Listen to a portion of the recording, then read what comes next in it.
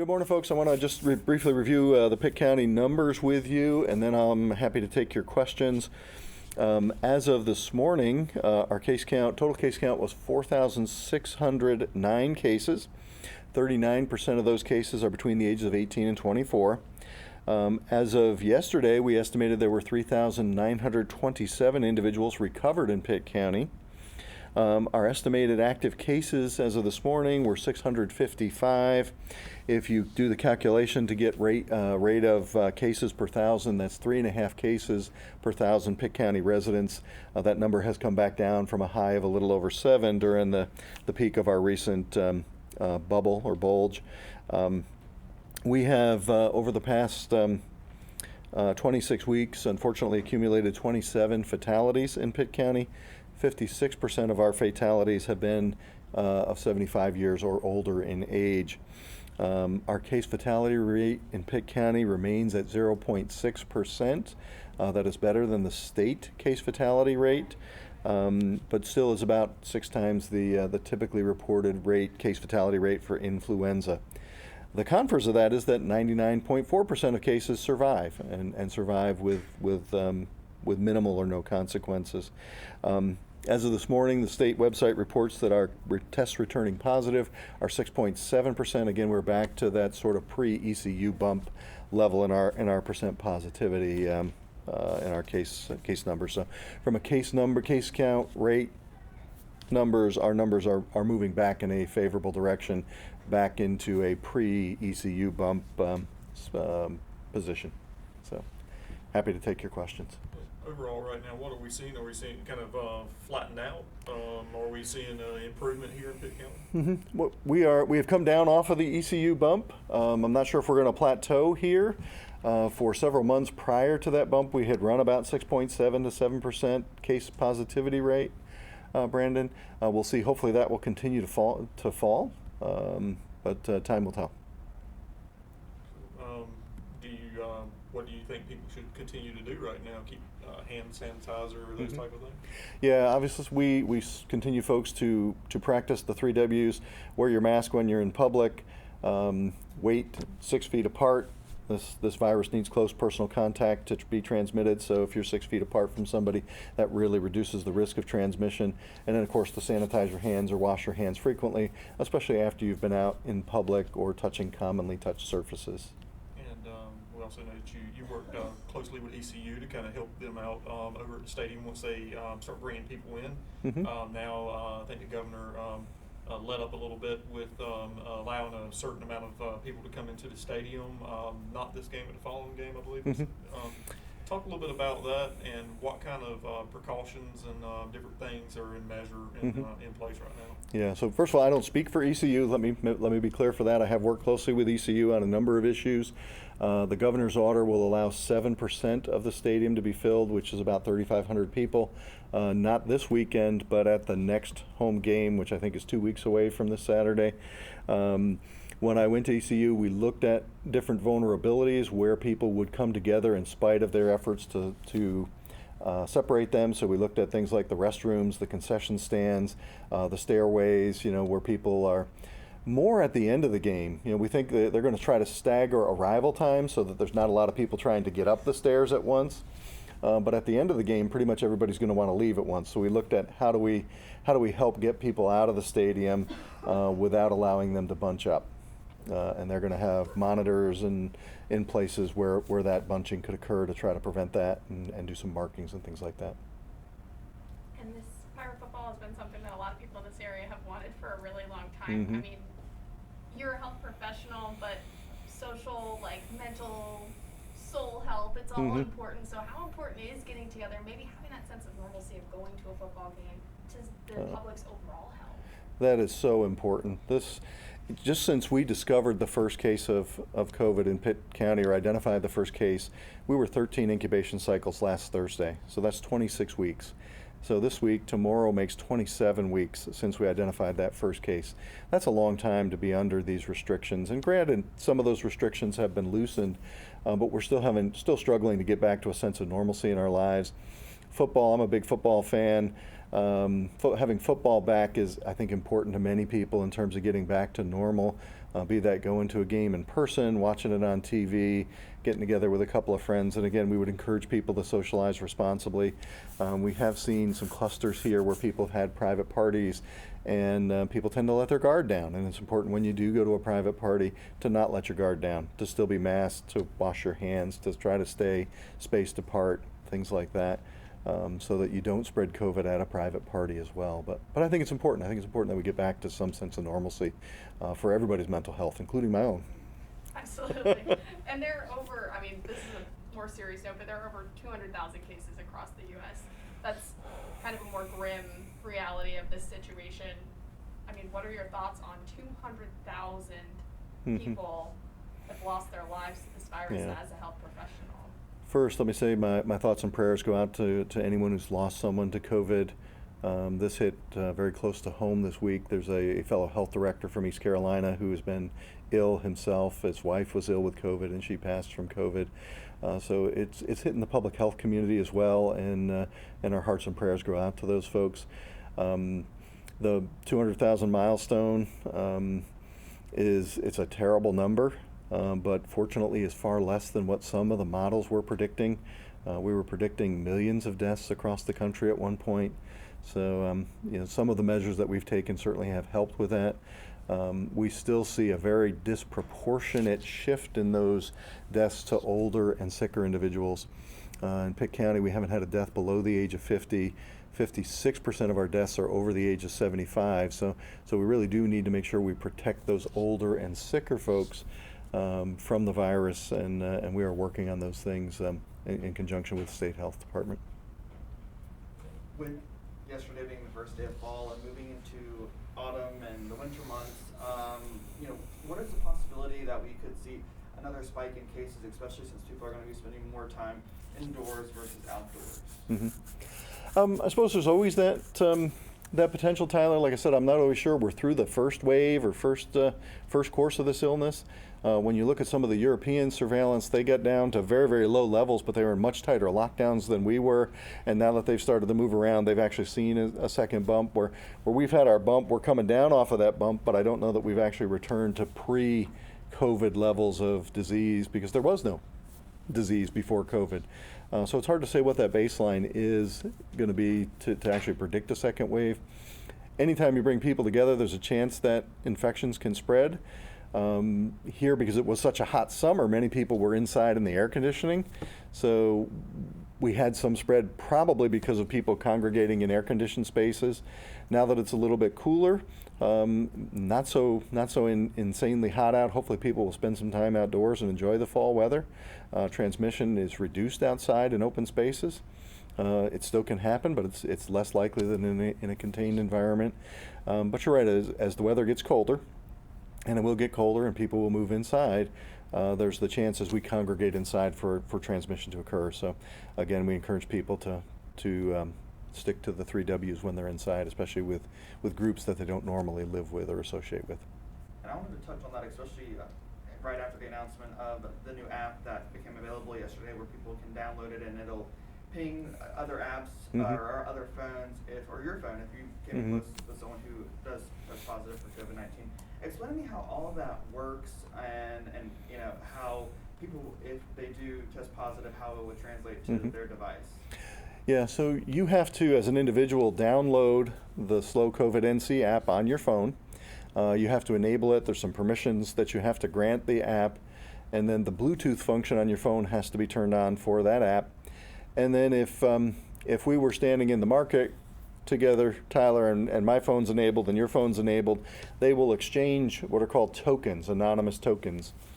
And at some point, if one of us becomes COVID positive and puts that into the app and allows for notifications, the other person, if we exchange tokens and the app determines that we were close enough for transmission to potentially have happened, the other person would get the notification that they were potentially exposed.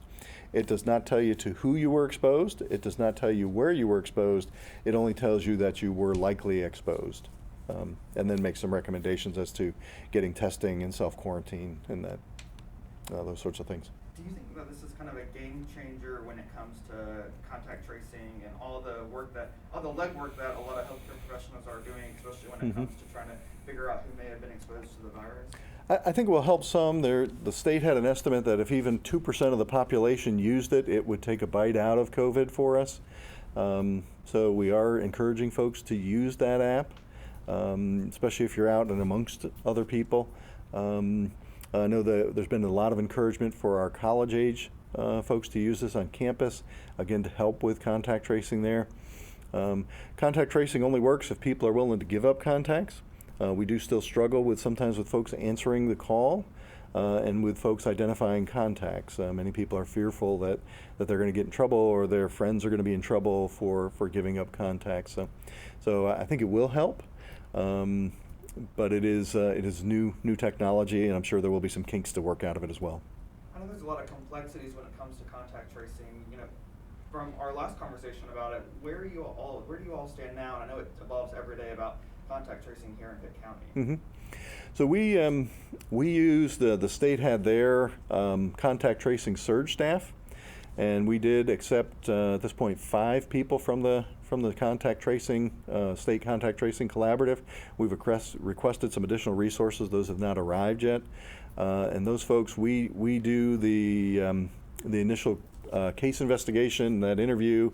We do have a couple of contact investigators from that help us with those interviews, and then that information is put into the state contact tracing application so that it can be shared with other folks, so that if a contact is identified by one person in that app, it sorts through people to see if that same person's been named by somebody else, essentially.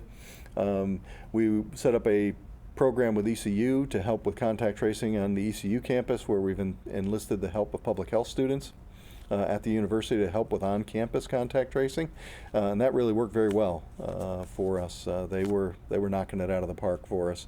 We're also working with the school district, so we've kind of not officially deputized, but sort of deputized some of these folks and brought them into our infrastructure as partners to help us with contact tracing within Pitt County schools, so that they have a coordinator, they have some contract nurses, and then our school nurses all work with us on contact tracing within the school district to help identify cases and limit spread within the school district.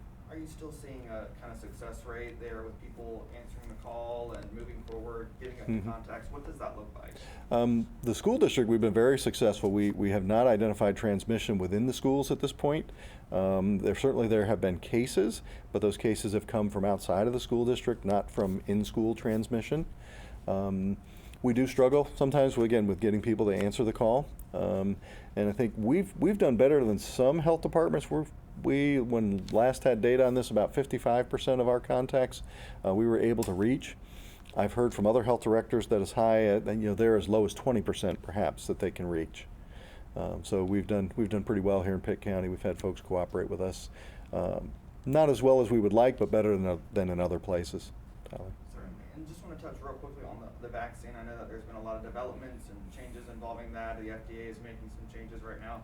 For the people at home, who are anxious and wanting, a vaccine sooner rather than later, what developments can you share with us about that, and kind of the timeline or projection that health officials are thinking it's going to be along the lines? Yeah, we're still being told that we may receive vaccine anywhere from mid-October on in limited quantities. There will be a very defined distribution plan from the state, which we must follow in terms of distributing that vaccine. The other concern that was expressed to us yesterday is that most of these vaccines require a booster at this point. So there's a day 0 immunization, and it looks like a day 21 immunization. So what we would have been directed to do is, when we get vaccine, and we do not have that vaccine yet, is that we hold a course, so that if we give you your first shot, we hold the second dose of that vaccine, so we can give you your 21-day booster with the same products, because there's not enough experience to know that if you receive product A and you got a booster from product B, that it's going to work. So we have to stick within that very tight manufacturer's recommendation on the vaccine. Thank you. You're very welcome. Got just a couple more quick questions. You want me to go to Elizabeth first, Brandon, or come back? Yeah, you can go ahead and touch all around, and I know you probably have a question also. And then I'll come back to you guys for redirect. Yeah, definitely. Okay.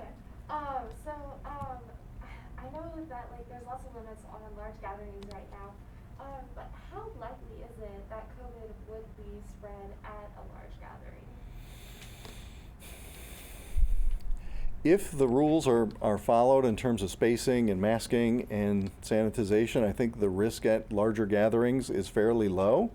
No one can ever say it's zero, but remember, it's about close personal contact. So if we went to an ECU football game, but we sat 3 rows apart, the likelihood that I could transmit it to you or you to me would be very, very low. There are obviously vulnerabilities in these things, and again, we looked at, where people might bunch up trying to get to the concession stands when the game is over, bunch up in the stairwells trying to get down the stairwells, and those are vulnerability where transmission would be more likely. But in terms of just sitting in that venue, being properly spaced and being masked, the transmission is relatively low, or the risk of transmission is relatively low.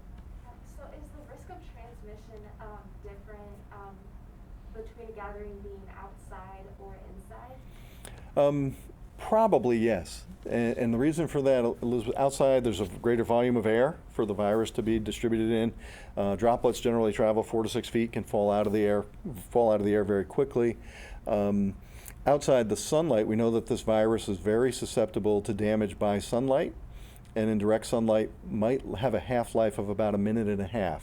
So to kill all of a given quantity of virus, you look at about 5 half-lives, or about 7.5 minutes. So in direct sunlight, this virus would be dead in under 10 minutes in most cases. And you've kind of been over this a lot, but if you do attend a very large gathering with over 100 people, how much can a mask protect you? The masks that you're wearing offer limited protection to you, but protect others from you. So if everybody else is masked, then the risk of them transmitting to you is low. The one good study that I've really seen, or report that I've seen, came from CDC involving 2 hairdressers that were COVID positive, and they cut hair for 137 clients. Between them, the hairdressers were masked, the clients were masked, and no transmission happened in those 137 encounters of doing hair with COVID positive hairdressers. So masking on both sides reduces the transmission to near zero. And no one can ever say it's zero, but it certainly reduces it very, very greatly. So if I have COVID and I'm around someone that isn't wearing a mask, but I'm wearing a mask, I could still transmit it to them? Yeah, it would reduce your ability, it would reduce the efficiency of your transmission. I couldn't say that it would make it zero.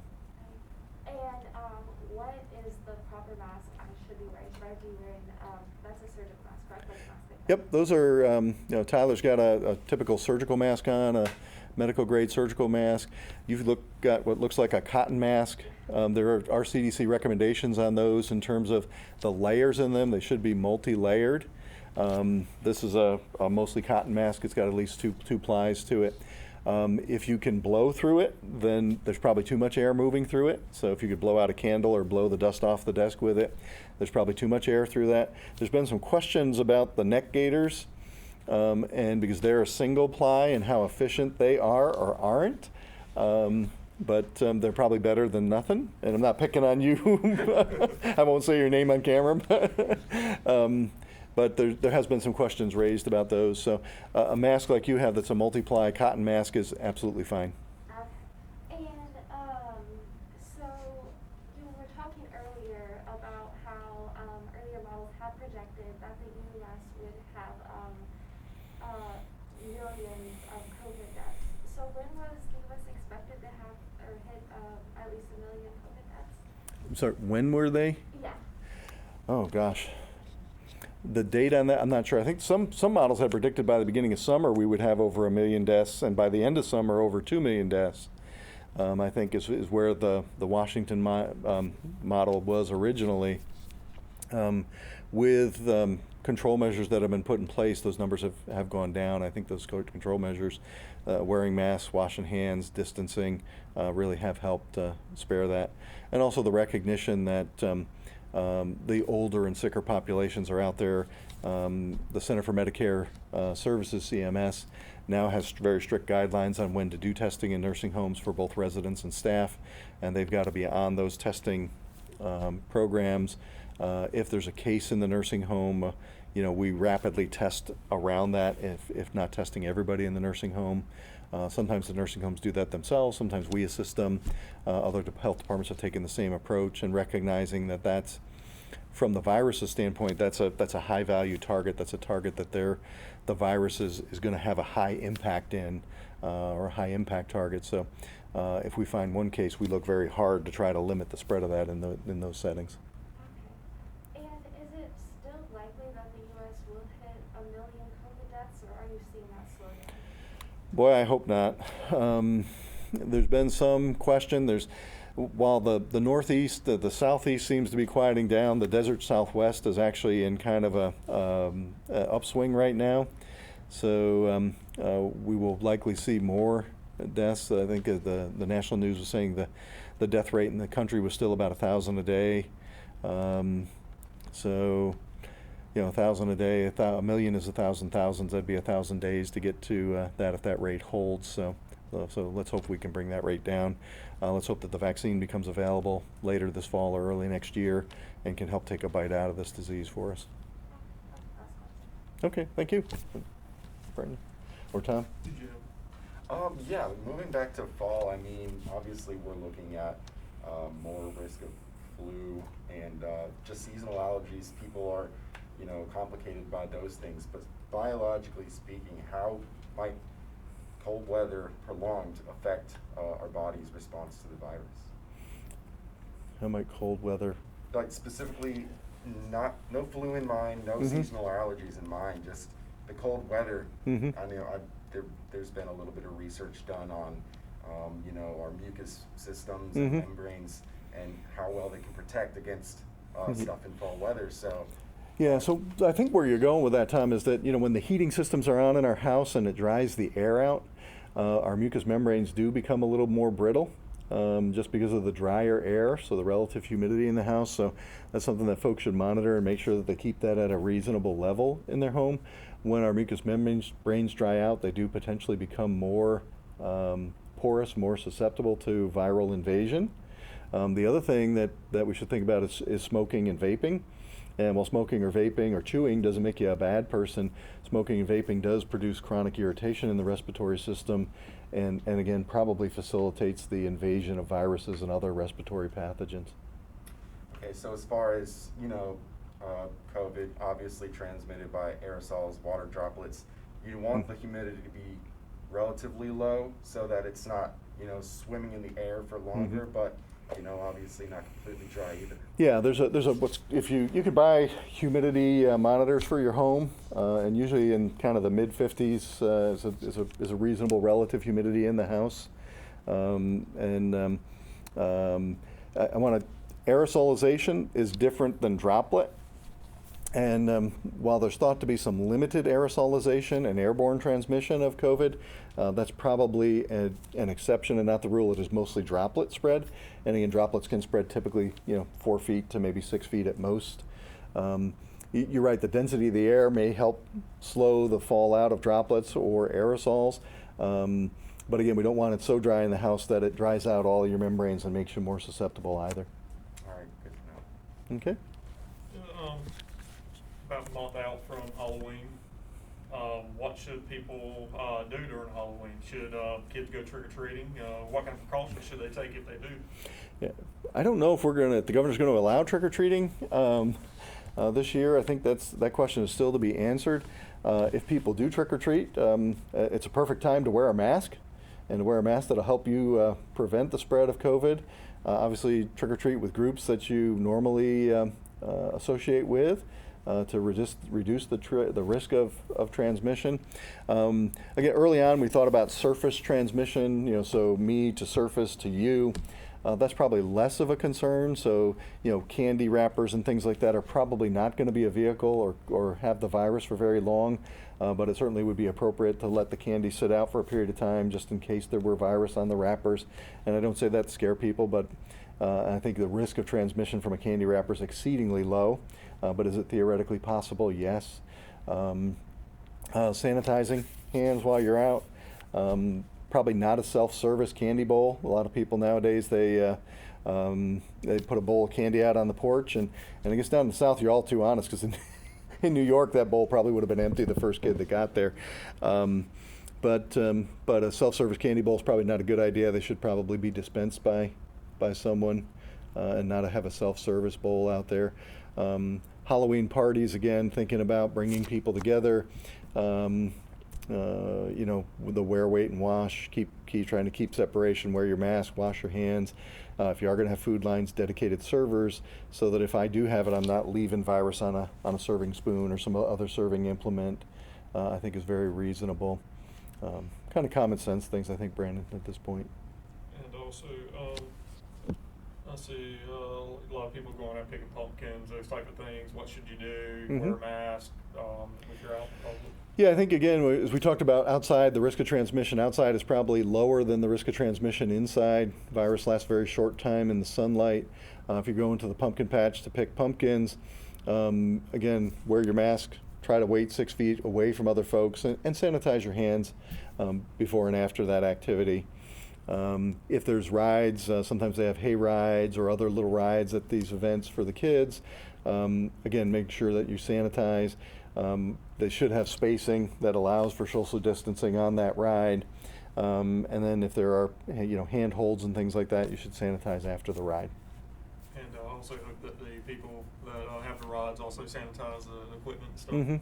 Yep. So the railings to climb up on the hay wagon, things like that, should be sanitized in between trips. And I'm good too. good. You good? Thank you. All right. Thank you all. Thanks.